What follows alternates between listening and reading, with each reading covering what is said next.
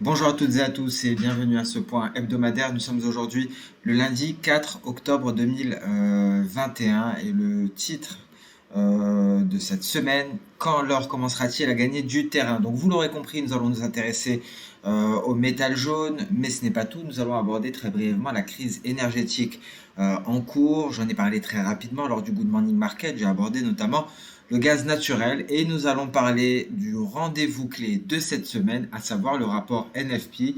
On en prendra connaissance dès vendredi à 14h30. On parlera également des autres chiffres qui seront attendus. Avant de débuter cette présentation hebdomadaire, nous allons commencer par le traditionnel rappel légal.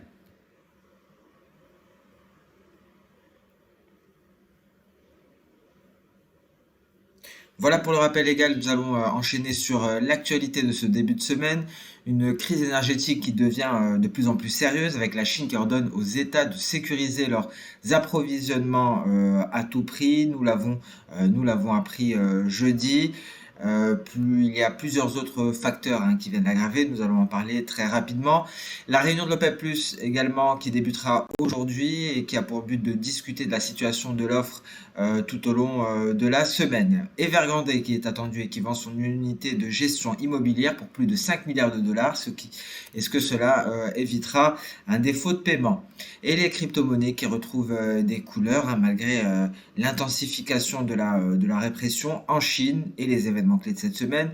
Premier événement, le NFP vendredi, mais avant cela, le rapport de l'ADP mercredi, l'ISM des services mardi et la décision de la RBA et de la RBNZ respectivement mardi et mercredi. Donc voilà pour les points clés concernant l'actualité. La seule surprise positive en provenance des États-Unis dernièrement a été cet ISM manufacturier que l'on retrouve ici. On va enchaîner directement avec la crise énergétique qui frappe les marchés. On va parler notamment d'électricité. Alors ce qu'il faut savoir, c'est qu'il y a un facteur de long terme à cette crise énergétique. Il y a des facteurs de court terme également, mais le facteur de long terme, nous le connaissons tous, c'est de plus en plus de pays qui tentent de réduire leurs émissions de dioxyde de carbone. Des pays tout d'abord européens, mais également plus récemment l'Asie, qui adopte de telles politiques. Donc c'est un facteur de long terme, il y a une raréfaction de certaines matières premières, on pourrait assister à des pénuries d'électricité qui pourraient nuire à la reprise économique.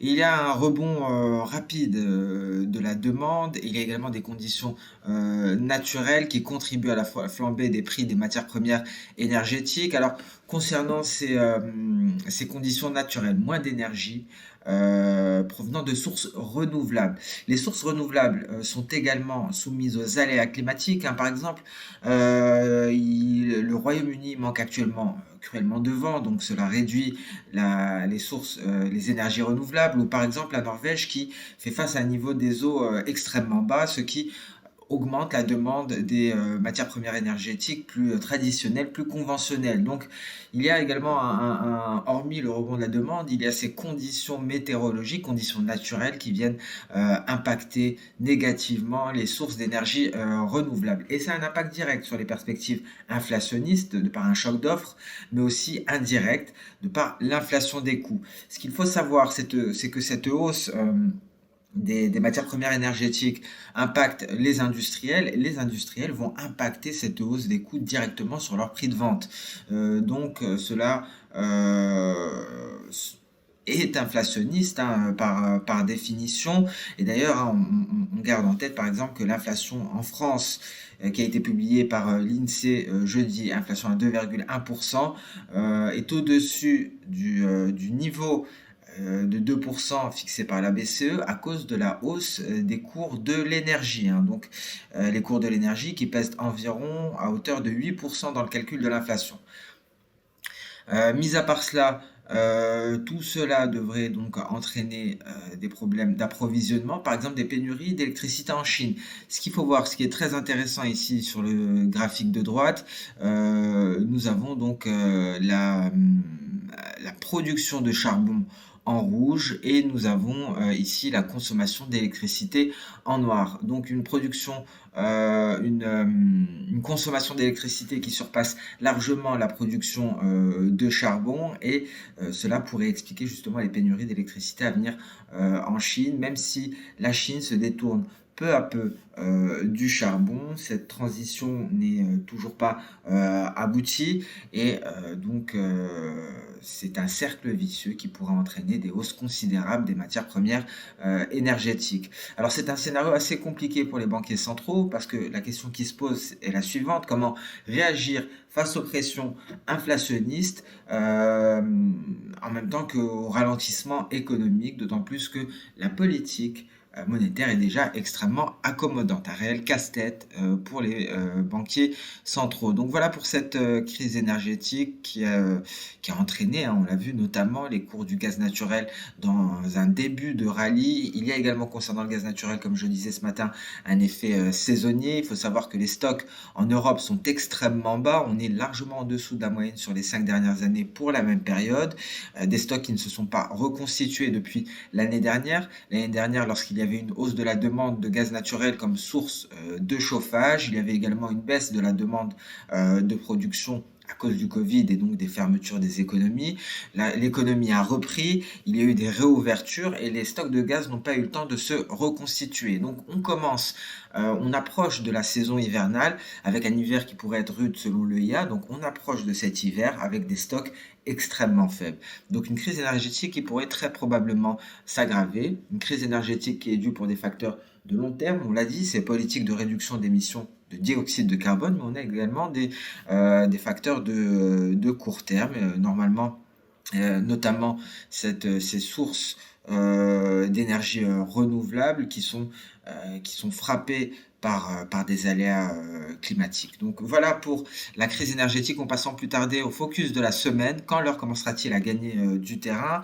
Nous allons essayer d'en parler dans le détail, de voir quels sont les supports clés. Tout d'abord, pourquoi nous n'avons pas assisté à la même performance pour le métal jaune qu'il y a 12 ans après la crise financière de 2018? La situation était similaire. Sur ce graphique, on retrouve l'or suite à la crise financière de 2018 en bleu, et en jaune on retrouvera l'or suite à la crise du coronavirus. Alors tout était similaire au début, hein. La situation était la même, hein. On était dans un contexte de crise et de chute des rendements obligataires du 10 ans américain, et les marchés ont donc considéré que la politique actuelle détruisait la valeur monétaire. Alors des hausses initiales qui sont similaires, mais on a eu une décorrélation par la suite et donc une divergence, hein, concernant les scénarios. Et c'est l'énorme stimulus qui est en partie en cause, car il a très rapidement stimulé la pression inflationniste que nous connaissons aujourd'hui et il a comprimé les attentes quant au changement de politique à venir. Alors, ce qu'il faut savoir concrètement, c'est que tout s'est passé beaucoup plus vite qu'il y a 12 ans lors de la crise financière de 2008, et l'or profite le plus des craintes d'inflation à long terme et également d'une politique extrêmement accommodante à court terme. Donc ici, qu'en est-il, hein, de ce fameux quantitative easing, de ce fameux tapering? Jérôme Powell prépare les marchés à ce tapering et donc à la réduction de l'ampleur des achats d'actifs, hein. C'est un sujet qui est soumis à de nombreuses spéculations. On attendait le début de ce tapering, mais la Fed a reporté sa décision, une décision qui n'a toujours pas été annoncée officiellement, mais on s'attend à un début de processus dès le mois de novembre. Donc voilà pour le QE, voilà pour le tapering, pardon. On va voir un peu l'impact justement de la politique de la Réserve fédérale américaine sur les cours du gold. On va s'intéresser aux récentes interventions justement de ces 15 dernières années. Alors tout d'abord, nous avons eu le taper tantrum de 2013, lorsque Ben Bernanke a annoncé le ralentissement du QE, et c'est le petit 1 ici. On voit l'impact, hein, que ça a eu sur les cours de l'or. Ensuite, on a eu une Fed qui réduit son bilan aux alentours de 2018 et augmente les taux d'intérêt. Et en petit 3, nous avons eu cet ajustement de milieu de cycle, la Fed qui réduit les taux et augmente son bilan dans un contexte de ralentissement. Alors on le voit, les changements de politique qui visent à resserrer la politique monétaire sont défavorables au cours de l'or.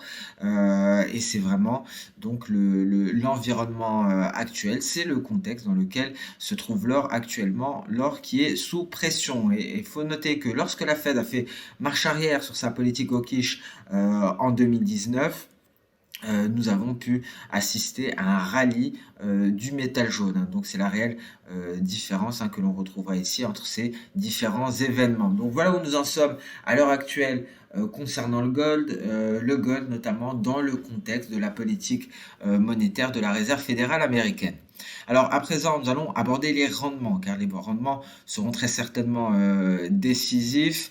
Alors effectivement, on va réduire l'ampleur du QE, l'ampleur de l'assouplissement quantitatif, mais il y aura encore ces énormes émissions du Trésor. On retrouve ici les émissions du Trésor en orange et le QE que l'on retrouve ici en bleu. Et donc ces émissions du Trésor se maintiendront, ce qui pourra entraîner une hausse des rendements des obligations américaines. Donc il ne faut pas exclure le scénario que la Fed revienne sur sa décision de réduction. Donc, à garder en tête ces émissions du Trésor qui se maintiendront malgré le tapering. Alors à présent, on va essayer de voir la réaction de l'or par rapport justement au rendement. L'or qui réagit de manière assez excessive par rapport au marché obligataire, ce qui peut être favorable pour le métal précieux. Mais on notera tout de même qu'ici, en 2013, souvenez-vous, 2013 c'est le scénario que l'on a abordé juste avant, c'était dans ces environs-là. En 2013, vous voyez le repli du métal jaune, donc je reviens ici, on retrouve cette période à ce niveau-là, encadrée en bleu. L'or a réagi en premier. Donc avant les rendements du Trésor, le prix a baissé pendant une période considérable. Avec également la hausse des rendements. Donc on s'en rappelle, il y a eu une réelle reprise économique par la suite, et donc on pourrait être confronté à l'heure actuelle à une situation qui est similaire à celle de 2018-2019, car la Réserve fédérale américaine pourrait revenir sur son changement de politique dans quelques mois. Voilà le scénario de 2018-2019. Dans ce cas-là, si la Fed fait marche arrière, on connaît le scénario bien entendu pour le gold. Donc très intéressant de voir ces différents scénarios, vous l'aurez compris. Tout dépendra des rendements obligataires, les rendements obligataires qui influenceront la décision, les prochaines actions de la Réserve fédérale américaine. Mais il y aura également quelque chose d'assez important, ce sera le marché du travail, et on va en parler par la suite. Concernant le gold, est-ce que c'est une opportunité? Pour le moment, on est aux alentours de la moyenne sur 2 ans, donc bon, ce n'est pas particulièrement attractif à l'heure actuelle. Il y a une zone qui nous intéressera plus particulièrement, c'est la zone des 1680 $ l'once qui a été défendue à 3 reprises, et donc si on vient chercher ce niveau-là, ça pourrait être un bon point de rebond et de reprise haussière. Donc un test des 1680 voire 1690 $ l'once pourrait être une opportunité d'achat sur le métal jaune. Alors on pourrait concrètement avoir un nouveau marché haussier sur le métal jaune sous plusieurs conditions. Il faudrait que le marché obligataire agisse de manière excessive, c'est-à-dire un rebond aux alentours des 2%. Pour le moment, on est à 1,5%. Et il faudrait donc qu'il y ait des certitudes de ralentissement économique, ce qui permettrait un changement de discours de la Réserve fédérale américaine. Alors à l'heure actuelle, très bon outil de diversification de portefeuille, ce métal jaune. Et donc, dans ce contexte-là, un repli à 1690 serait une réelle opportunité. On passe à présent au calendrier économique de cette semaine, une semaine clé. On prendra connaissance vendredi à 14h30 du rapport sur l'emploi aux États-Unis, mais ce n'est pas tout. On va d'abord parler quand même de ce NFP. Donc à présent, les marchés sont conscients de ce tapering, et donc le rapport sur l'emploi sera crucial.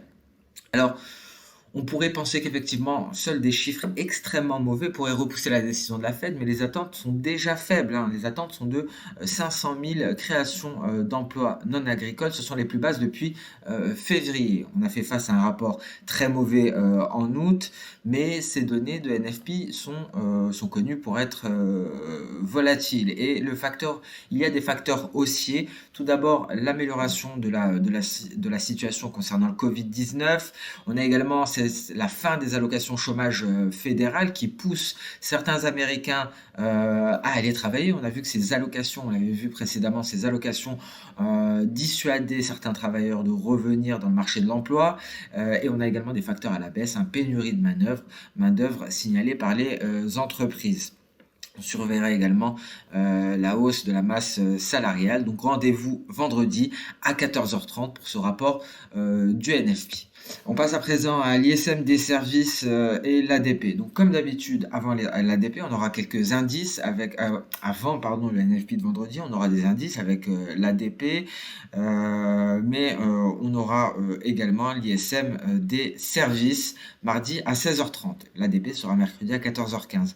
Alors normalement l'ADP ressort dans le même sens, hein, mais il y a tout de même des différences mensuelles. Parfois l'ADP peut nous donner des indices quelques jours avant la publication du rapport du NFP. Alors à l'heure actuelle, les entreprises font face à des pénuries de main-d'œuvre, surtout dans le secteur manufacturier, et le secteur des services, qui représente 85% de l'emploi privé, s'en est plutôt bien sorti. Donc voilà pour l'un des rendez-vous également de cette semaine. Et donc sur ce point hebdomadaire touche à sa fin. J'espère que cela vous permet d'y voir un peu plus clair sur ce qui nous attend cette semaine. Pour ma part, je suis ravi de vous retrouver avec des Good Morning Market quotidiens. Aujourd'hui, c'était la présentation hebdomadaire pour se préparer à cette nouvelle semaine. Et mercredi, ce sera les matières premières et les fondamentaux. Merci à toutes et à tous pour votre attention. Je vous souhaite un excellent début de semaine et je vous donne rendez-vous dès demain pour le prochain Good Morning Market. Au revoir.